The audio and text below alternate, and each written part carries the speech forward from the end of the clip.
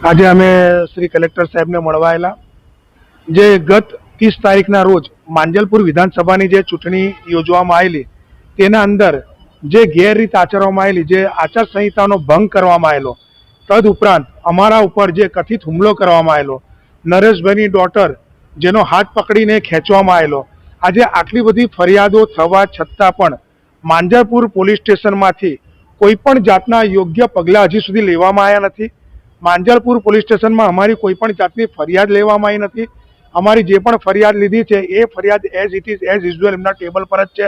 એ લોકો કોઈ જાતની એફઆઈઆર દાખલ નથી કરતા। જ્યારે કે મને એટલો માર મારવામાં આવેલો કે મને હોસ્પિટલાઇઝ કરવામાં આવેલો, એક દિવસ મારે હોસ્પિટલમાં રહેવું પડેલું, તેમ છતાં પણ હજી સુધી એફઆઈઆર થઈ નથી। આજે 20 તારીખ થઈ ગઈ, 30 તારીખનો બનાવ છે, આજે 20 તારીખ થઈ ગઈ, હજી સુધી કોઈ જાતનો આના અંદર કોઈ એક્શન લેવામાં આવી નથી। એ દરમિયાન કોઈને પણ આ વસ્તુની જાણ નથી, પણ આજે હું મીડિયા સમક્ષ એ વસ્તુ કહી રહ્યો છું કે એ દિવસે જ્યારે મારા પર કથિત રીતે ભાજપના ગુંડાઓએ હુમલો કરેલો, ત્યારે એક પીએસઆઈ, ક્રાઇમ બ્રાન્ચના પીએસઆઈ, જેની ઉપર પણ હુમલો કરવામાં આવેલો, જેમને ઝાપટ મારવામાં આવેલી, જેની જોડે ઝપાઝપી કરવામાં આવેલી, તેમ છતાં પણ એની પણ કોઈ ફરિયાદ નોંધવામાં આવી નથી।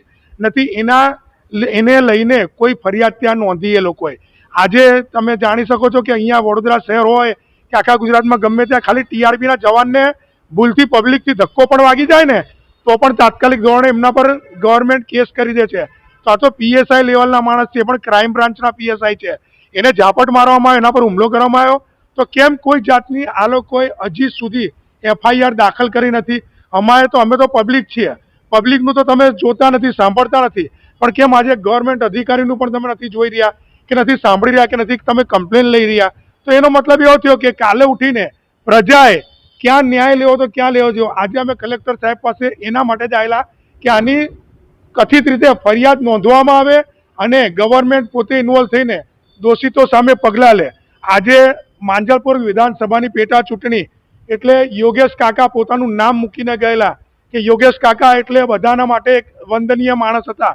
આજે એમના નામ પર કોઈ રસ્તે ચાલતા માણસને ઊભો રાખે તોય જીતી જાય, તો તમારે બહારથી માણસો લાવીને આટલી ધમાલ કરવાની શું જરૂર હતી? તમારે બહારના ગુંડા લાવીને અહીંયા અમારા પર હુમલો કરવાની શું જરૂર હતી? તમે આટલા વર્ષોનું જે યોગેશ કાકાનું નામ છે અને ભાજપનું જે નામ છે એ તમે બગાડ્યું છે।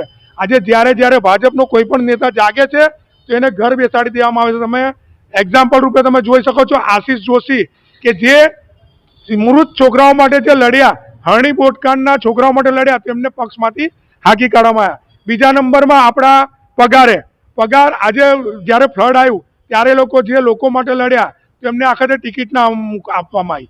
ત્રીજા નંબર પર જે એક મોસ્ટ સિનિયર ધારાસભ્ય છે રાજેન્દ્રભાઈ ત્રિવેદી, રાજેન્દ્ર ત્રિવેદીનો શું વાંક કે એણે આ જે કચેરીઓ છે, કચેરીઓના જે ગોરખ ધંધા હતા એ બંધ કરાયા ને એમણે લોકોને પૈસા લેતા બંધ કર્યા, જે લોકોની આ વખતે બંધ થઈ ગઈ, જેથી કરીને રાજેન્દ્રભાઈ ત્રિવેદીને પણ કાઢી મૂકવામાં આવ્યા અને એમને એક સાયલન્ટ કરીને સાઈડ પર કાઢી મૂક્યા છે। આજે આવા જે સારા નેતાને તમે બાજુ પર મૂકી દો છો અને આવા ગુંડા તત્વોને લાવીને તમે એવું શું સાબિત કરવા માંગો છો કે આ દેશમાં હવે લોકશાહી નથી રહી, હવે આ દેશમાં રાજાશાહી થઈ ગઈ છે।